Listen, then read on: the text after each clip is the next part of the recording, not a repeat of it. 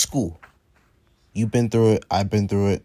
It's a main component to not just American society, but to the world at large. School is a facility that is crucial in passing on knowledge to others, and more importantly to the youth, and has been something that has existed for many centuries, all the way back in the days of ancient civilizations of the likes of Timbuktu and Egypt.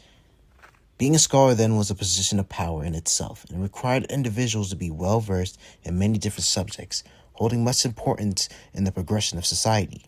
Since then, schools have evolved, and from that came the school system of which we know today. For the U.S., starting from kindergarten and working your way through elementary and middle school until you reach high school to ultimately graduate and probably go to college. At the moment of making this video, I'm a sophomore in college, and I personally noticed that school classrooms nowadays focus more on efficiency and outcomes rather than the mental well-being of students. It's a topic I never considered speaking on before, but now that I have the opportunity, I aim to inform my audience with my video. As much as schools are important to society and in developing the minds of tomorrow, it's also important to realize the cracks and educate, pointing out how classroom design and dynamics negatively affect students' mental health and well-being. One prime example is how poorly planned physical surroundings affect students. According to a brief article published by Corgan, many modern classrooms usually lack natural light, are overcrowded, and do not provide needed rest spaces. These shortcomings create a stressful environment for both students and teachers. According to the article, students and teachers spend 6+ hours a day inside poorly designed classrooms, which can lead to fatigue and disengagement. It must be said that the normalizing of stress and burnout in schools has a major effect on mental health. According to the same article by Corgan called Designing Educational Spaces for Mental and Emotional Health, many schools unconsciously glamorize stress, resulting in environments that undervalue relaxation and recovery. They point out we need to create space for restoration and relaxation in society that glamorizes stress and burnout. Another element that negatively affects the mental health of students is institutional racism, this being towards African American students.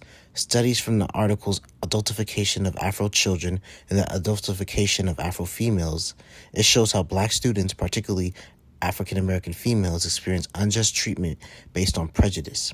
According to the Center of Policy Equity, I quote from them, "Black children are not just dehumanized, but routinely treated as if they were adults, their childhood diminished, denied, and stolen," end quote.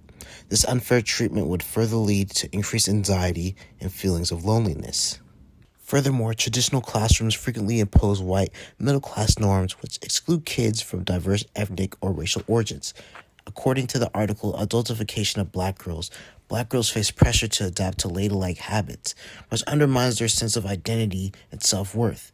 According to the article, attempts to assure that Black girls conform with traditional white norms of ladylike behavior really tell them they should be less visible, toned down, and pretty much hide their true selves. Another issue that lies in the American educational system is biases that transcend beyond just classroom dynamics, but even into the school-to-prison pipeline. According to the Center of Policing Equity, Black children face harsh discipline and criminalization. For example, in 2015, Black children accounted for half of all the arrests in primary schools, although representing only 15% of the student population. This statistic are one of many examples of systemic racism and only shine a light on the mental health issues within American school design. Overall, these aspects of school design and dynamics are indeed negative problems that actually run deep in American culture itself. But with that being said, there are still steps that we could take in building a better classroom environment. For one, redesigning schools with mental health/well-being in mind is an important step towards resolving these concerns. Corgan's article calls for using natural light, restorative places, and even points out and making customizable layouts in order to meet different requirements for students. As they write in the article, design should be focused on promoting health, well-being, and success, nurturing the whole student as they develop, end quote. And beyond just physical design, systemic change is also required to address prejudices and injustices within school dynamic. The article Adultification of Black Girls recommends that educators receive specialized training in order to recognize and eliminate harmful biases, as well as policies that stress equality and mental health. Quoting from the article, creating awareness that could promote effective conversations around the topic, end quote, according to the paper, quote again, could lead to critical policy changes, end quote.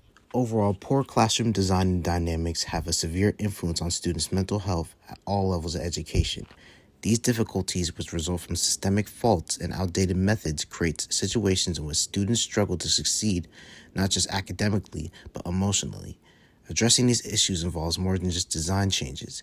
It requires an evolution of the classroom space itself and better enhancing the well-being, equity, and state of mind of the students. Being a student myself, along with my classmates, professors, and even parents that wish to send their kids to college or schools in general, we must all accept the responsibility for fighting for environments that support all students. By putting their mental health and well-being first, we can ensure that schools become places where everyone can succeed, not just academically, but emotionally and socially. And with that being said, hope you enjoyed my video. I'm out.